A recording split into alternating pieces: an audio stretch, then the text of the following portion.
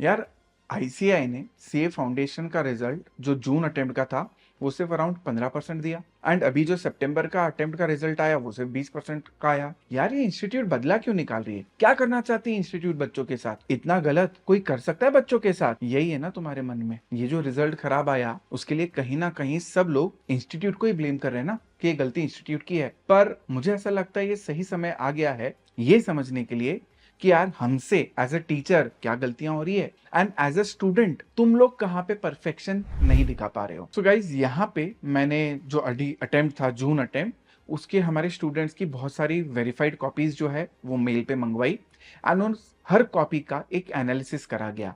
हमने ये समझा कि बच्चों को अगर मार्क्स नहीं दिए जा रहे या बच्चों के मार्क्स कट रहे हैं तो यार उसके एग्जैक्ट रीजन क्या है। एंड यकीन मानो दोस्तों, अगर तुमने आज ये वीडियो एंड तक देख लिया तो भाई तुम्हारी आंखें खुल जाएंगी कि हम कितना गलत तरीके से प्रिपेयर कर रहे थे एंड इंस्टीट्यूट की जो हमने इमेज बना रखी है वो कितनी गलत है। तो दोस्तों, आज ये जो वीडियो है ये इसके बारे में नहीं है कि इंस्टीट्यूट गलत है या सही, तुमने क्या गलत करा, तुमने क्या सही करा। ये वीडियो किसी की गलती पिन पॉइंट करने के लिए नहीं है। पर्पज सिर्फ इतना है कि हमें एग्जाम में कैसे प्रेजेंट करना है, हमें एग्जाम में आंसर कैसे लिखने चाहिए और इंस्टीट्यूट किस चीज के मार्क्स देता है एंड किस चीज पे इंस्टीट्यूट मार्क्स काटता है। अगर बस आज ये समझ लिया ना इस वीडियो में तो यकीन मानो दोस्तों, तुम्हारे अटेम्प्ट में तुम्हारे मार्क्स भयंकर बढ़ जाएंगे। तो चलो डिस्कस करते हैं कि इंस्टीट्यूट जब कॉपी चेक करता है तो वो कहां पे मार्क्स देता है एंड कहां पे मार्क्स काटता है। तो दोस्तों, मैंने तुम्हारे सामने एक कॉपी रखी है यहाँ पे।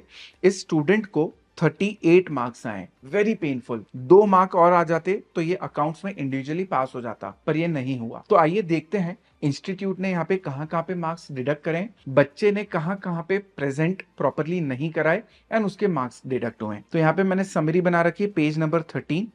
अगर मैं तुम्हें इसके आंसर शीट के पेज नंबर 13 पे लेके जाऊं, सो दोस्तों यहाँ पे इंस्टीट्यूट ने कॉपी चेकिंग में ये 2 क्रॉस लगा रखे हैं और दोनों ही कैलकुलेशन मिस्टेक है।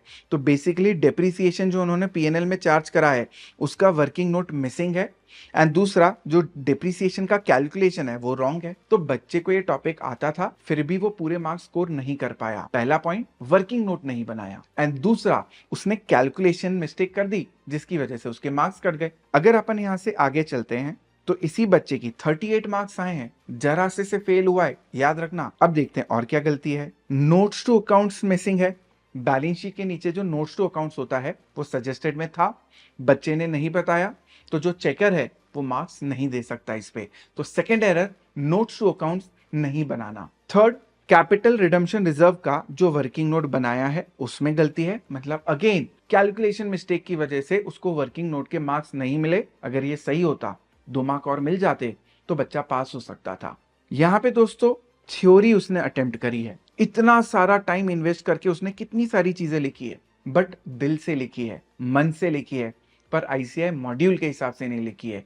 दोस्तों, इंस्टीट्यूट के चेकर्स जब आपकी नोटबुक चेक करते हैं तो वो सिंपल सा एक सजेस्टेड आंसर के साथ उसको टैली करते हैं। जो कीवर्ड्स होते हैं सजेस्टेड आंसर में, अगर वो कीवर्ड्स आपके आंसर में है तो आपको पूरे मार्क्स मिल जाएंगे। पर अगर आपने थ्योरी मन से लिखी है तो आई एम सॉरी, बट यहाँ पे इंस्टीट्यूट मार्क्स नहीं देगा। भले आपने आधा पेज भर के लिखा है पर क्योंकि कीवर्ड्स मिसिंग है तो आपको मार्क्स नहीं मिलेंगे। तो यार, थ्योरी को कैसे कवर करना चाहिए, थ्योरी को कैसे अटेम्प्ट करना चाहिए, इसके बारे में भी मैं तुम्हें आने वाले कुछ मिनटों में थोड़ा सा गाइडेंस दूंगा कि थ्योरी कैसे अटेम्प्ट करी जाती है। Calculations are wrong. ये बच्चा जो 38 मार्क्स लेके आया है, इसकी तीसरी कैलकुलेशन मिस्टेक मैंने तुम्हारे सामने रखी है। अब तुम मुझे एक बात बताओ, इन कैलकुलेशन मिस्टेक के लिए कौन जवाबदार है, स्टूडेंट खुद या फिर हमारा आईसीआई? Again wrong answer. सब कुछ सही है, क्या तुम्हें दिख रहा है यहाँ पे सारे टिक मार्क है, पर यहाँ पे अगेन कैलकुलेशन एरर है। तो मुझे एक बात बताओ, जब हम कैलकुलेटर पे अकाउंट्स में कोई चीज कैलकुलेट करते हैं तो क्या हमारी जवाबदारी नहीं है उन कैलकुलेशन को एक बार डबल चेक कर लेना? अननेसेसरी मार्क्स कट रहे हैं, क्या तुम ये देख पा रहे हो? यहाँ पे एंट्री रॉन्ग है, ठीक है, मैं ये मानता हूँ कॉन्सेप्चुअल एरर है, हो सकती है, इसमें मेरे को कोई प्रॉब्लम नहीं है। भाई वर्किंग नोट नहीं बनाया, वहां पे नोट्स टू अकाउंट्स नहीं बनाया था, यहाँ पे वर्किंग नोट नहीं बनाया, अगेन उसके मार्क्स कट गए क्योंकि वर्किंग नोट के भी वेटेज है। तो अब मुझे एक बात बताओ, ये जो बच्चा है जिसको यार 38 मार्क्स आए हैं, तुम मुझे बताओ ईमानदारी से कि क्या लगता है कि ये इंस्टीट्यूट की गलती है कि ये फेल हुआ है, या बच्चे की खुद के जो इम्परफेक्शंस हैं, वर्किंग नोट नहीं बनाना, कैलकुलेशन मिस्टेक करना या थ्योरी में मन से लिख देना, ये इसके फेलियर का रीजन है। एंड ये तो अभी सिर्फ पहली सैंपल कॉपी मैंने तुम्हारे सामने खोली है। चलो अपन और बातें करते हैं। ये स्टूडेंट 39.5 मार्क्स लेके आया है। This student has scored 39.5। सिर्फ आधे मार्क्स से बच्चा 40 का जो एक अचीवमेंट होता है, जो एक बेस टारगेट होता है, वो अचीव नहीं कर पाया। एंड चलो देखते हैं कि क्या करा इस बच्चे ने। रेक्टिफिकेशन ऑफ एरर चैप्टर, वहां पे 3 स्टेजेस होते हैं, एक बिफोर ट्रायल बैलेंस, एक आफ्टर ट्रायल बैलेंस एंड एक आफ्टर फाइनेंशियल स्टेटमेंट। तो जो बच्चे मुझसे पढ़े हैं अकाउंट, उनको याद आएगा क्लास में कि जब मैं ये चैप्टर चालू करता हूँ, डे 1 पे मैं क्लियर कर देता हूँ कि रेक्टिफिकेशन ऑफ एरर का जो क्वेश्चन आता है, इसमें कुछ भी लिखने के पहले आपको डबल चेक करना है कि स्टेज कौन सा है, before trial balance, after trial balance या आफ्टर फाइनेंशियल स्टेटमेंट। इस बच्चे ने पूरा ये क्वेश्चन सही करा है, मतलब पूरा क्वेश्चन अटेम्प्ट करा है। और क्या तुम देख रहे हो, cross cross cross cross cross cross cross cross, 0 mark मिला है दोस्तों इसको। एक भी एंट्री रेक्टिफिकेशन ऑफ एरर में सही नहीं है। पता है क्यों? क्योंकि स्टेज गलत आइडेंटिफाई करा है इसने। यहाँ पे अगर तुम देखोगे profit and loss adjustment account use करा है। एंड तुम्हें पता होगा कि profit and loss adjustment account कब यूज होता है, आफ्टर फाइनेंशियल स्टेटमेंट में। पर ये क्वेश्चन था आफ्टर ट्रायल बैलेंस वाला। इस क्वेश्चन में क्लियरली बोला था कि ट्रायल बैलेंस बना लिया है एंड सस्पेंस अकाउंट ओपन करा है, तो ये आफ्टर ट्रायल बैलेंस है। पर बच्चे ने जल्दबाजी के चक्कर में क्वेश्चन ढंग से नहीं पढ़ा, उसने आफ्टर ट्रायल बैलेंस के हिसाब से इसको सॉल्व कर दिया एंड इसको 12 में से 0 मार्क मिला। इस बच्चे को 39.5 आए थे। अगर उस क्वेश्चन पेपर में वो ढंग से क्वेश्चन को पढ़ लेता और अगर इसको 12 में से अरे 10 भी आ जाते तो भाई 49.5 होते, ये बच्चा पास हो जाता। अब तुम मुझे बताओ, क्या यहाँ पे इंस्टीट्यूट हार्श है स्टूडेंट्स के साथ? क्या इंस्टीट्यूट जान करके बच्चों को फेल कर रहा है, या ये हम एज अ स्टूडेंट कुछ गलतियां कर रहे हैं, कुछ सिली मिस्टेक कर रहे हैं, जिसकी वजह से हम वो जो यार फाइनल टच है ना 50 मार्क्स को अचीव करना हर पेपर में, वो नहीं अचीव कर पा रहे हैं। और भी है दोस्तों, अभी आज मैं बहुत कुछ लेके आया हूं तुम्हारे लिए। इस वीडियो को एंड तक देखना, क्योंकि लिटरली बोल रहा हूं, तुम्हारी आंखें खुल जाएंगी, तुम्हारा परसेप्शन चेंज हो जाएगा about the ICAI exam. Page number 7 पे वर्किंग नोट मिसिंग है, पेज नंबर 11 पे वर्किंग नोट मिसिंग है, पेज नंबर 15 पे जो इसने सॉल्यूशन करा है वहां पे भी वर्किंग नोट मिसिंग है। मतलब अगर हर वर्किंग नोट के मैं 2 6 मार्क जोड़ लूं, 12 मार्क वो जो उसने गलत क्वेश्चन पढ़ा, तो 218 मार्क बढ़ जाते 39.5 पे। अब तुम मुझे बताओ, क्या तुम्हें ये चीजें समझ में आ रही है? हम एज अ स्टूडेंट उस 3 घंटे में कितने ब्लंडर्स करके आते हैं, ये हम नहीं रियलाइज करते। और ब्लेम करना कितना आसान है कि इंस्टीट्यूट ऐसा कर रहा है हमारे साथ। एक बार खुद को अच्छे से एनालाइज करना दोस्तों यहाँ पे बहुत जरूरी है। चलो अभी अपन और देखते हैं यार। 44.5 इस स्टूडेंट का स्कोर है 44.5। अब देखते हैं इसमें क्या है। अब मैं आपको बताता हूं इंस्टीट्यूट की अच्छाई। ये मैंने हाईलाइट करा है एक ट्रू एंड फॉल्स।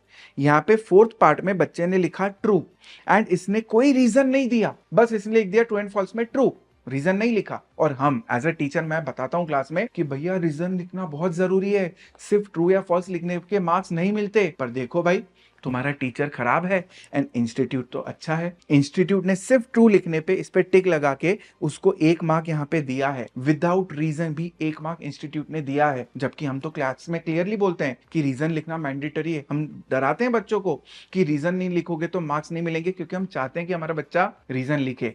पर देखो इंस्टीट्यूट इज काइंड, यहाँ पे इंस्टीट्यूट ने सिर्फ ट्रू लिखने पे भी पूरा 1 मार्क दिया है। अगर रीजन भी सही होता तो 1 मार्क और आ जाता, राइट। अभी और एग्जांपल्स हैं यार दोस्तों। इस स्टूडेंट को 64.5 आए, क्या तुम ये देख पा रहे हो? 64.5 स्कोर है इस बच्चे का। देखते हैं पेज नंबर 9 और पेज नंबर 14 पे तुम्हारे लिए कुछ है। So page number 9 full marks, ये क्वेश्चन है जहां पे देखो मैं तुम्हें बताता हूं स्टार्टिंग से। क्वेश्चन नंबर 2A इसने चालू करा, पहली एंट्री सही है। ये वही रेक्टिफिकेशन ऑफ एरर वाला क्वेश्चन है जो उस बच्चे ने 12 में से 0 स्कोर करा, क्योंकि उसने स्टेज ही गलत इंटरप्रेट करा। इस बच्चे ने स्टेज को सही से रेक्टिफाई करा, मतलब सही से आइडेंटिफाई करा। पहली एंट्री सही, दूसरी एंट्री सही, तीसरी एंट्री सही। तुम देख रहे हो टिक मार्क, पूरे क्वेश्चन में सिर्फ टिक मार्क है। एंड दोस्तों 2A में उसको 12 में से पूरे 12 दिए। तो कौन कहता है कि इंस्टीट्यूट जान करके स्टूडेंट को फेल करना चाहता है? भाई तुम पूरा सही करो, इंस्टीट्यूट तुम्हें पूरे 12 में से 12 देगा। पर अगर तुम वर्किंग नोट नहीं बनाओगे, तुम कैलकुलेशन एरर करोगे, और अगर तुम नोट्स टू अकाउंट्स नहीं बनाते हो, तुम अगर थ्योरी में मन से आंसर लिखोगे तो तुम ही बताओ, क्या इंस्टीट्यूट को तुम्हें मार्क्स देने चाहिए? नहीं ना, अभी और पता चलेगा, अच्छा लगेगा तुम्हें, बहुत सारी चीजें अच्छी लगेंगी। चलो पेज नंबर 14 पे जाते हैं। इसी बच्चे की मैं बात करता हूँ, 12 में से 12 मिल चुके हैं इसको। अब पेज नंबर 14 पे वर्किंग नोट मिसिंग है। बैंक बैलेंस कैसे निकाला? तो बैंक अकाउंट का उसने लेजर नहीं बनाया, एक वर्किंग नोट मिसिंग है, तो यहाँ पे उसके मार्क्स काटे गए। तो अगर तुम वर्किंग नोट नहीं बनाओगे तो मार्क्स कटेंगे ना। अब मुझे पता है तुम सब लोगों के मन में एक डाउट आएगा कि सर ये बड़ा कंफ्यूजन है कि कौन से चैप्टर में, कौन से क्वेश्चन में, कौन से वर्किंग नोट बनाने और कौन से वर्किंग नोट नहीं बनाने। तो यार एक काम करो, इस वीडियो के चैट सेक्शन में मैं तुम लोगों को एक लिंक दे दूंगा, एक लिंक अटैच कर दूंगा। तुम अपना उसमें डिटेल डाल देना, तुम अपना मोबाइल नंबर डाल देना, एंड मेरी टीम तुम्हें चैप्टर वाइज वर्किंग नोट की लिस्ट भेजेगी कि कौन से चैप्टर में कौन से वर्किंग नोट बनाना मैंडेटरी है। और ये हमने पिछले 2-3 अटेम्प्ट के जो सजेस्टेड आंसर्स हैं उससे पूरी मेहनत करके एक पूरी लिस्ट बनाई है अकाउंट्स के लिए कि कौन से वर्किंग नोट बनाना जरूरी है। एंड मैं यकीन से कह सकता हूं, अगर तुमने वर्किंग नोट की पूरी लिस्ट हमसे ले ली और उसके ऊपर फोकस करा, भाई तुम्हारे हर क्वेश्चन में 2-2 3-3 मार्क तो यूं बचा लूंगा। तो अगर मान लो 10 क्वेश्चन भी है और 2 मार्क भी मैं बचा लेता हूं तो भाई 20 मार्क का तुम लोगों को एडवांटेज मिल जाएगा, राइट? तो वो लिस्ट लेना मत भूलना। अभी और आगे बढ़ते हैं अपन। ये जो स्टूडेंट है इसने 62 मार्क्स स्कोर करे हैं, राइट? समझते हैं। सबसे पहला पेज नंबर 4 पे वर्किंग नोट नहीं बनाया तो मार्क्स कट गए। तो वर्किंग नोट की अहमियत तुम समझ रहे हो ना, और इसलिए तो इतनी मेहनत करी मेरी पूरी टीम ने। It is not about only me, पूरी विद्योदय की एक टीम, हर एक टीचर इसके ऊपर मेहनत करता है, इस एनालिसिस के ऊपर। तो हमने पिछले 3 सजेस्टेड के बेसिस पे पूरी वर्किंग नोट की लिस्ट पूरी रेडी कर ली है। तुम इस वीडियो में वो जो लिंक है उसको फिल कर देना और तुम्हारे तक वो लिस्ट पहुंच जाएगी, राइट? अब यहां पे देखते हैं, पहला तो वर्किंग नोट हो गया। अब पेज नंबर 5 पे थ्योरी, ये बड़ा इंटरेस्टिंग है क्योंकि परसेप्शन चेंज करना बहुत जरूरी है आज की तारीख में। जो इंस्टीट्यूट की हमने गलत इमेज बना रखी है ना कि इंस्टीट्यूट गलत कर रहा है, नहीं भाई, वो तुम्हारे साथ खड़ा है। इंस्टीट्यूट भी चाहता है कि तुम पास हो जाओ। देखो यहाँ पे थ्योरी थी सब्सिडियरी बुक्स के बारे में, बच्चे ने उसके एडवांटेज के 3 पॉइंट लिखे, 3 हेडिंग, उसने पहले पॉइंट को एक्सप्लेन करा है तो उसको पूरा 1 मार्क मिला। और जो दूसरे पॉइंट है 2, उसमें सिर्फ हेडिंग लिखी, उसको एक्सप्लेन नहीं करा बच्चे ने। तुम देख रहे हो यहाँ पे 2 डॉट लगा के गायब, बच्चे ने एक्सप्लेनेशन नहीं दिया। तो इंस्टीट्यूट ने इन दोनों का 0.5 मार्क दिया। जबकि अगर सिर्फ हेडिंग होती और अगर मैं अपने बच्चों की क्लास टेस्ट चेक कर रहा होता तो मैं सिर्फ हेडिंग लिखने पे क्रॉस करके भाई 0 दे देता। मैं तो इतना निर्दयी हूं भाई, पर इंस्टीट्यूट इतना निर्दयी नहीं है। जिस पॉइंट को एक्सप्लेन करा उसका पूरा 1 मार्क दिया, एंड जिसकी सिर्फ हेडिंग दी उसके लिए भी उसने 0.5 दिया, और टोटल तुम्हें मिल गया 1.5। तो बस ये सारी चीजें जिस दिन जान लोगे ना, उस दिन तुम्हें समझ में आएगा कि भाई जैसा हम सोच रहे थे वैसा नहीं है। इस बच्चे ने पेज नंबर 10 पे वर्किंग नोट नहीं बनाया, पेज नंबर 20 पे वर्किंग नोट नहीं बनाया। तुम सोचो अगर ये 3-4 चीजें सही होती तो ये 62 से आई गेस शायद 66-68 मार्क्स स्कोर कर लेता।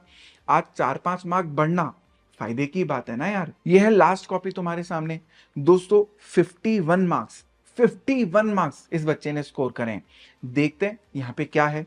पेज नंबर 3 पे ट्रू एंड फॉल्स, मैं तुम्हारे सामने इसको लेके आऊंगा। तो दोस्तों ध्यान से देखना, बहुत ध्यान से देखना। बच्चे ने फॉल्स लिखा है, उसके लिए ट्रू एक टिक मार्क लगाया इन्होंने, ग्रीन टिक मार्क, कि फॉल्स आंसर राइट है। एंड जो उसने एक्सप्लेनेशन दिया उसके लिए क्रॉस लगाया, रॉन्ग रीजन। तो अगर ट्रू एंड फॉल्स में से ट्रू या फॉल्स सही लिखा है तुमने तो उसका 1 मार्क यहां पे मिला है, और रीजन गलत है तो उसका 1 मार्क नहीं मिला।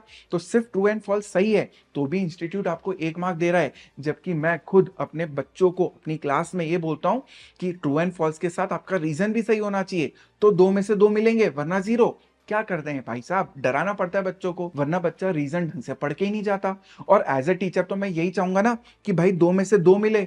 मैं बच्चे को ये थोड़ी बोलूंगा अरे तेरे मन में आए तो सारे ट्रू कर देना, आधे में तो 1 मार्क मिल जाएगा। मैं ऐसा थोड़ी बोल सकता हूँ एज ए टीचर। तो एज ए टीचर हम डराते कि अरे ध्यान रखना, ध्यान रखना, ध्यान रखना, वरना मार्क्स कटेंगे। पर दोस्तों हमसे ज्यादा ध्यान तो इंस्टीट्यूट तुम्हारा रख रहा है कि सिर्फ फॉल्स सही होने पे भी उसने अपने को 1 मार्क दिया है, राइट? चलो आगे और देखते हैं कि इस कॉपी में हमारे लिए और क्या है। पेज नंबर 4 थ्योरी का क्वेश्चन है, चलो देखते हैं वहां पे क्या है हमारे लिए। तो दोस्तों पेज नंबर 4 अकाउंटिंग पॉलिसी, बच्चे ने फिर से आधा पेज लिख दिया, पर इंस्टीट्यूट ने सिर्फ कितने दिए? 0.5। क्योंकि थ्योरी में मन से जो आए वो ऐसा बत्ती देने का नहीं होता भाई। दो ही चीजें हो सकती है थ्योरी में, या तो तुम क्रिस्प थ्योरी पढ़ के गए हो, पूरा अच्छे से पढ़ के गए हो, और या तो तुम मत पढ़ के जाओ, और फिर तुम ये टाइम वेस्ट भी मत करो आधा पेज लिखने के लिए। तो थ्योरी के लिए दोस्तों सिर्फ मेरा ये गाइडलाइन है कि पढ़ो तो अच्छे से पढ़ो, वरना थ्योरी के क्वेश्चन को अटेम्प्ट करके अपना टाइम वेस्ट करने की जरूरत एग्जाम में नहीं है। तो दोस्तों यहाँ पे मैंने सिर्फ 6 कॉपी के सैंपल तुम्हारे सामने रखे हैं, तो ताकि तुम्हारा परसेप्शन चेंज हो। इंस्टीट्यूट हाई हाई करने से कुछ नहीं होगा, इंस्टीट्यूट ने हमारे साथ बुरा करा ये बोलने से कुछ नहीं होगा। हमें हमारी खुद की गलतियों को सुधारना बहुत ज्यादा जरूरी है।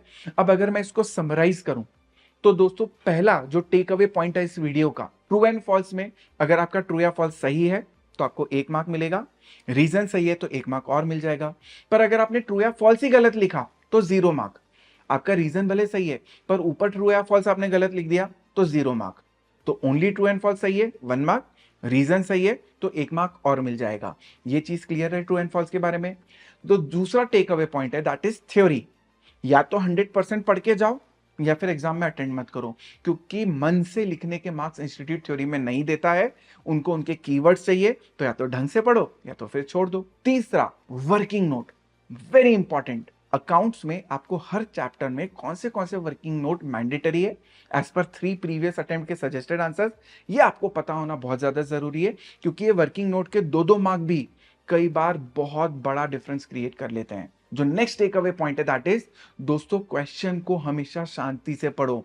आई नो 3 घंटे का प्रेशर, बहुत जल्दी तुम क्वेश्चन को पढ़ने की कोशिश करते हो एंड इसमें क्वेश्चन को मिस इंटरप्रेट कर लेते हो। तो वो जो एग्जांपल था ना रेक्टिफिकेशन ऑफ एरर का, तो जो take away that is question को 2 बार पढ़ो, शांति से पढ़ो, तुम्हें इंस्टीट्यूट पूरे मार्क्स सही देगा, पूरे फुल मार्क्स देगा अगर तुम्हारा पूरा क्वेश्चन सही है। And last take away is avoid silly mistake. भाई कैलकुलेशन मिस्टेक नहीं होने चाहिए। तुम्हारे हाथ में कैलकुलेटर है, जिन बच्चों के साथ ये कैलकुलेशन मिस्टेक की प्रॉब्लम ज्यादा है उन्हें पता होगा, नेचुरली तुम 6 महीने जब पढ़ते हो तो तुम्हें पता होगा कि यार तुम्हारे फंबल होते हैं कैलकुलेशन में। तो प्लीज एग्जाम में अपने सारे कैलकुलेशन को डबल चेक करो। एंड आई होप दोस्तों ये जो वीडियो है वो तुम्हारे लिए हेल्पफुल रहेगा। कमेंट सेक्शन में जरूर बताना कि इस वीडियो से तुम्हें क्या सीखने को मिला। एंड अगर इसमें तुम लोग अच्छे कुछ कमेंट्स डालोगे, तुम बताओगे कि तुम्हें और क्या रिक्वायरमेंट है, तो मैं वादा करता हूं मैं और इस चीज को एक्सप्लोर करूंगा और 10 कॉपियों को खुद से एनालाइज करके तुम्हारे सामने और चीजें लेके आऊंगा जो तुम्हारे रिजल्ट को इंप्रूव करने के लिए बेनिफिशियल होगा। तो दोस्तों इस पूरे वीडियो का सारांश ये है, ब्लेम करना बहुत ईजी है किसी और को, बट इंप्रूवमेंट लाना वो भी खुद के अंदर, ये एक डिफिकल्ट काम है और तुम्हें और मुझे मिलके ये रिजल्ट को इंप्रूव करना है मेरे भाई।